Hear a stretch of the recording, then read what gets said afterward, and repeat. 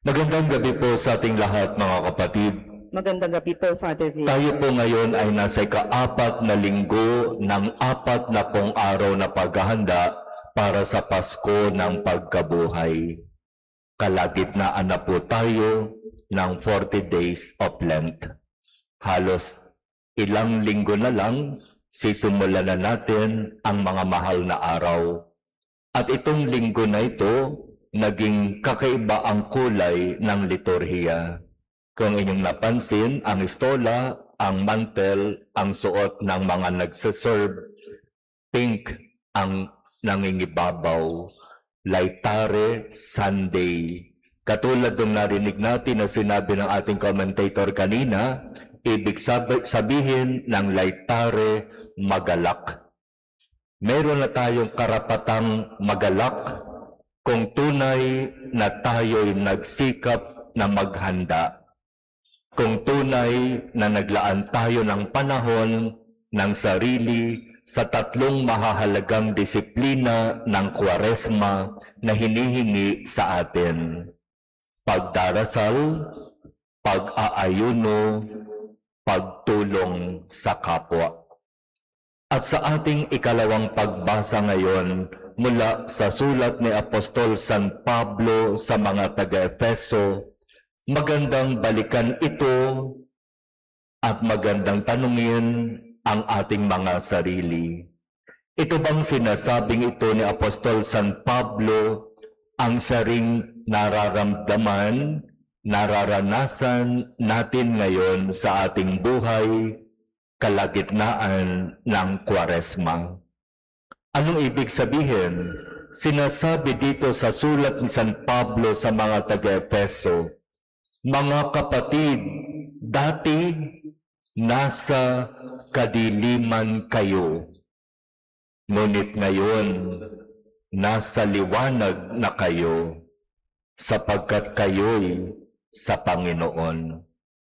Kapag pagninilayan natin ang mga salitang ito mula kay San Pablo, talaga bang masasabi natin, oo nga, dati nasa kadiliman ako, pero ngayon, sa biyaya, sa tulong, sa awa ng Diyos, ako'y naliwanagan na. At papaano natin ito hihimayin? Papaano natin ito iintindihin?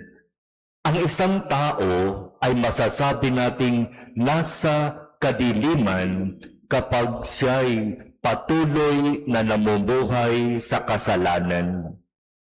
Masasabi natin na ako o ikaw, tayo ay nasa kadiliman kung mas pinipili natin ang magpakasama, mas pinipili natin ang gumawa ng masama kaysa magpakabuti at gawin kung ano ang mabuti.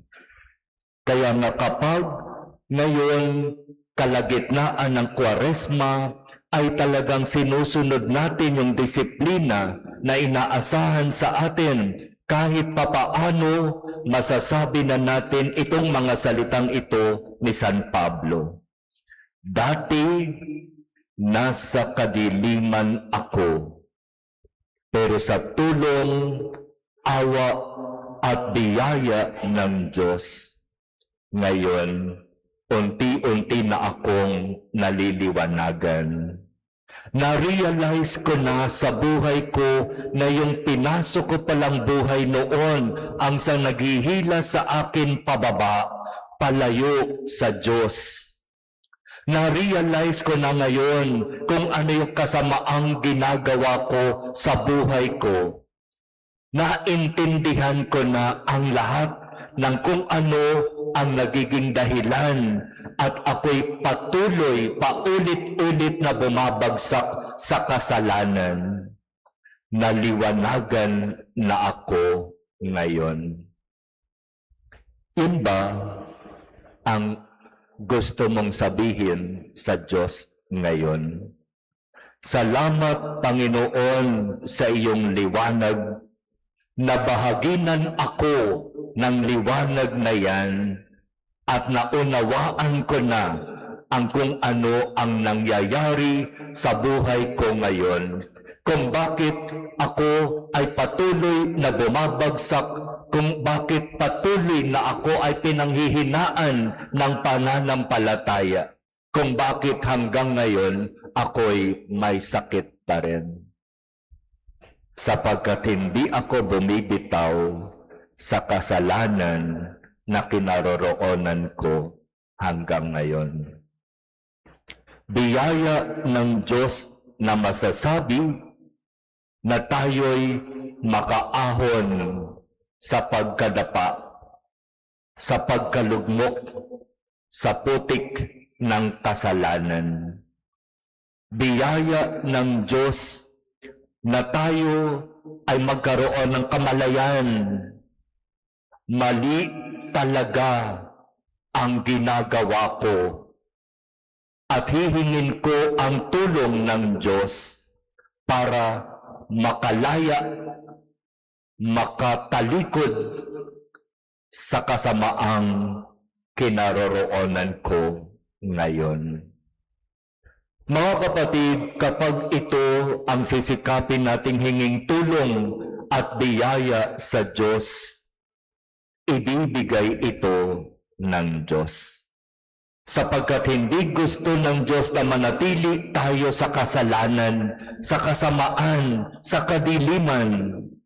Ang gusto ng Diyos sa atin, tayo ay makasama niya sa kanyang kaliwanagan. Tayo ay makasama niya sa kanyang kaluwalhatian sa langit. Kaya meron pa tayong 2 linggo para magmilay, magdasal, humingi ng tulong ng awa sa Diyos. Lord, parang hindi ko po kayang tumalikod sa kasalanang kinaroroonan ko ngayon. Parang hindi ko po kayang bumitaw sa relasyon na hindi tama sa simula't simula, pero pinasok ko at hanggang ngayon, nandito pa rin ako.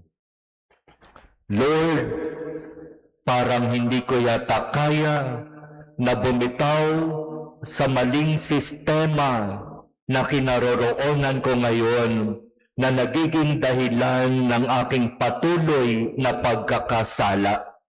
Mawawalan ako ng trabaho, maghihirap kami ng aking pamilya, magugutom ang aking mga anak. Hindi ko yata kaya, Panginoon. Kung hihingin natin ang tulong at biyaya ng Diyos, ibibigay niya ito sa atin. Ang kailangan lamang ang malinaw na desisyon mula sa iyo.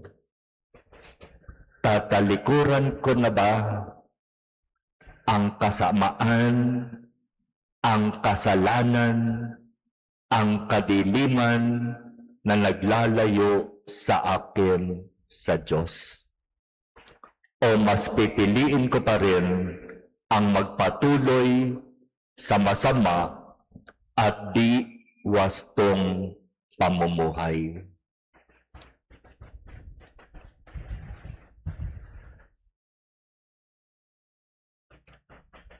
Amen.